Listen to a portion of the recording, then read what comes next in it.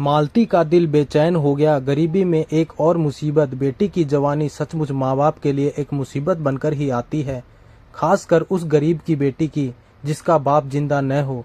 मालती की सांसें कुछ ठीक हुई तो बेटी से पूछा, किसने दिया यह सामान तुझे? माँ की आवाज में कोई गुस्सा नहीं था, बल्कि एक हताशा और बेचारगी भरी हुई थी। पूजा को अपनी माँ के ऊपर तरस आ गया। वह बहुत छोटी थी और अभी इतनी बड़ी या जवान नहीं हुई थी कि दुनिया की सारी तकलीफों के बारे में जान सके। फिर भी वह इतना समझ गई थी कि उसने कुछ गलत किया था, जिसके चलते माँ को इस तरह रोना पड़ रहा था। वह भी रोने लगी और माँ के पास बैठ गई। बेटी की रुलाई पर मालती थोड़ा संभली और उसने अपने ममता भरे हाथ बेटी के सिर पर रख दिए। दोनों का दर्द एक था और दोनों ही औरतें थीं, और औरतों का दुख साझा होता है।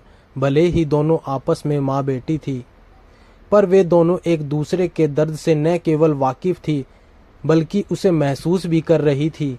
पूजा की सिसकियां कुछ थमी तो उसने बताया, माँ, मैं ले नहीं रही थी, पर उसने मुझे जबरदस्ती दिया। किसने? मालती ने बेचैनी से पूछा। गोकुल सोसाइटी के 401 नंबर वाले साहब ने।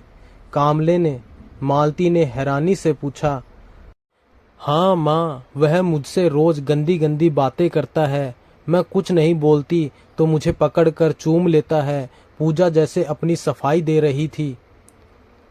तो दोस्तों, हमारी कहानी का दूसरा भाग आपको कैसा लगा कमेंट करके बताएं। दोस्तों, मालती और उसकी बेटी के साथ बहुत गलत हो रहा था, क्योंकि आजकल आपको पता है कि कुछ लोग ऐसे होते हैं जिनकी गंदी नज़रें होती है और वह यह नहीं सोचते कि यह गलत है या अच्छा है।